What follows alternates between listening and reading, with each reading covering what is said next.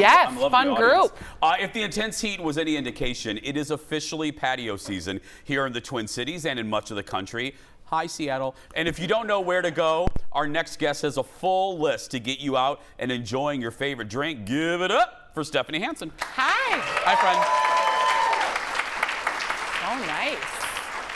I don't know why we came to you. You don't know anything about drinking on a patio. I don't know why. Yeah. There's only like 40 on my website, and I keep having to like update the list. Is it just, let's actually start there. Just a general question. Is it just me, or are there more patios than there were like in the 90s? Like restaurants in the 90s, thank you.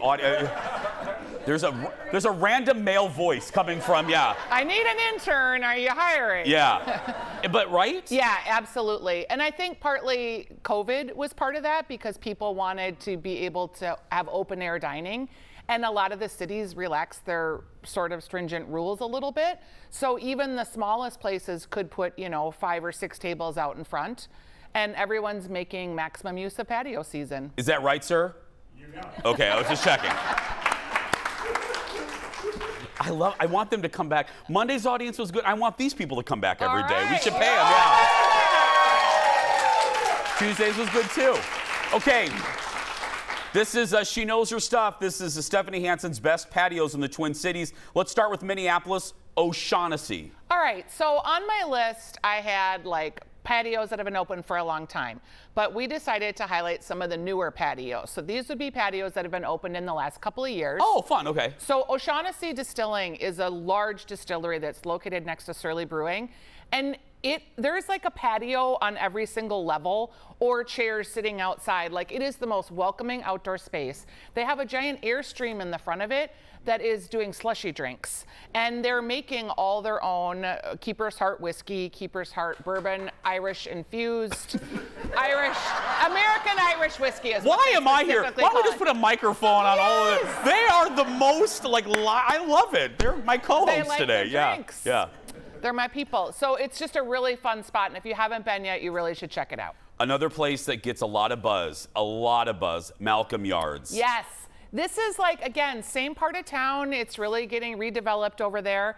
And they took this old Harris warehouse, and there are, I think, 8 food concepts in there. They have a beverage wall. They have patio seating outside and Adirondack chairs and a fire pit. This weekend, they're having a big maker's market. There's also delicious drinks, and the Baby Zito ice cream is in there, so you might want to go in and check that out. Also some great vegetarian options and vegan options in there too. Yeah, I've heard nothing but rave things about it. The food is all really good. That's what I heard. Like Joey meatballs, it's great. And you can have something for everyone, so you can go with lots of different tastes. And she would tell you if not, believe me. Yes, I would. Kaluna?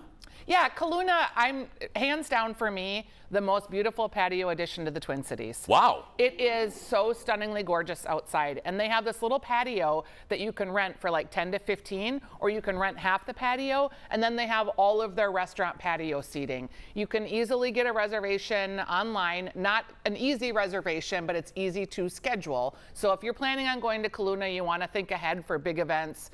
It is pretty popular. You can usually pop into the bar, but they just make beautiful drinks. I like that kind of easy breezy food in the summertime. I haven't been there yet. Oh, I know. So good. We should go. I just rolled my eyes in the back of my head. No, I so know. Good. We should go. Yeah, Anna Med's place. It's wonderful. I love Ann. whole fish. I like all the herbs. It's very fresh. Ann is the place you guys remember if you've watched us for a while. Ann has my favorite fried rice. The pineapple pork fried rice at Lat 14, Lat and my 14. favorite chicken wings there too. St. Paul, let's move to your town, Yum.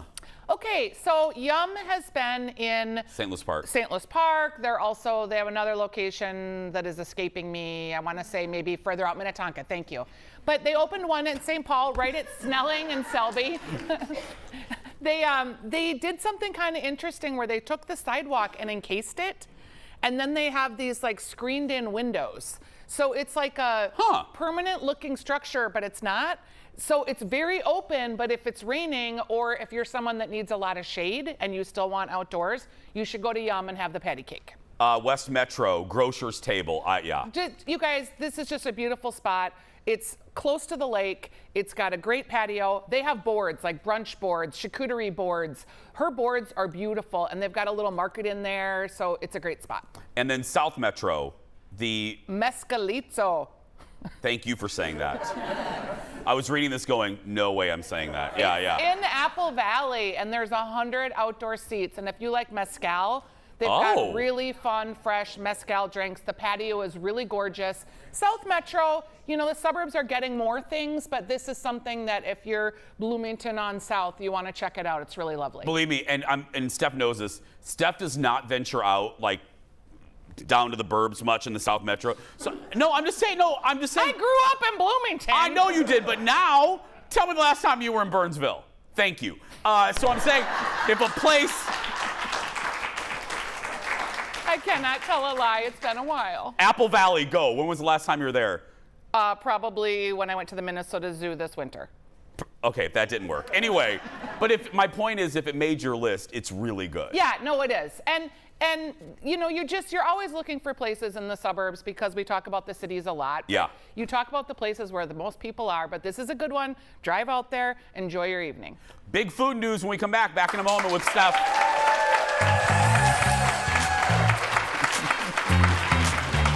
Egan.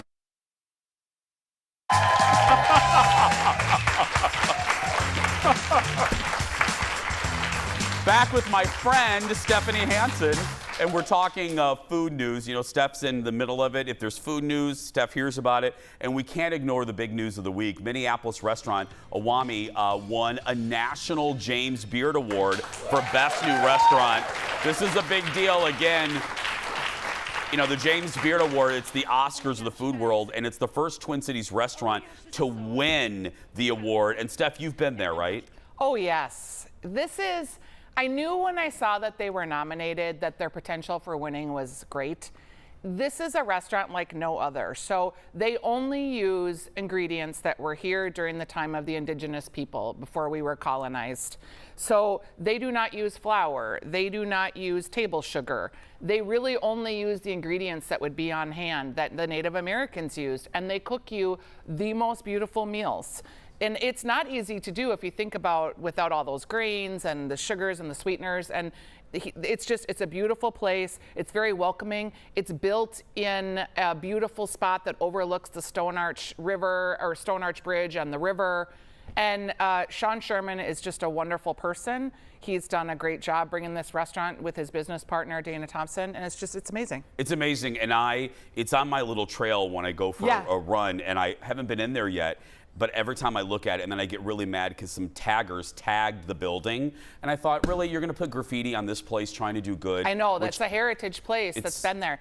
You can also, like in the summer now, they've got a window. So you can go and you can get some more quick casual type food and have a beer sitting outside. It's really lovely. It's really, it's making great use of the Minneapolis riverfront. And he's just doing something that no one else in the country was doing. Yeah. Congratulations. Yeah. Go support them. Some other big food news. I joked with the audience, roasted chicken is having its day. Yeah. It's back. Jared Brewington is bringing back roasted chicken. And the whole concept of this restaurant, it's just to go. And it's literally the chicken is roasted. It's then put in this temperature case. And then you come in, it's contactless delivery. It's like a very revolutionary type of delivery method, and the chicken is fantastic. It's all very scientifically kept at the perfect temperature. It's crispy. You open your window, you pay with your card. It's pretty crazy, and it's going to be opening. Jared's known for his great fried chicken, and he's taking technology that he learned through COVID and just making it really an awesome experience. Absolutely. Yeah, takeout. And can you explain, really conceptually what? I mean, it's like it's pressure cooked. And there's a flavor difference. Well, pressure cooking really seals in the juice because it's not being leached out through the frying process. But that you can get that crisp skin and that moist flesh inside is really what people love about roasted chicken. Yeah. And he spices it in a delicious way too. I never knew it was fancy. I ate it at the little grocery store by my house. It's not that fancy. Like Roosters has been doing it in St. Paul forever on Randolph. That's good roasted chicken too. It's not fancy, but the way that he's concepting this total to-go space where you don't have to talk to anyone or touch anybody if you don't want to is brilliant. Absolutely brilliant, and so are you. Oh, thanks. Love you, Steph. Thanks. Congrats again to Awami. Thanks, Steph. For more information, go to stephaniesdishrighthere.com. We're going to take a break. We'll be back right after this. All right. No, I didn't mean like you need a friend. I meant like you might just want someone to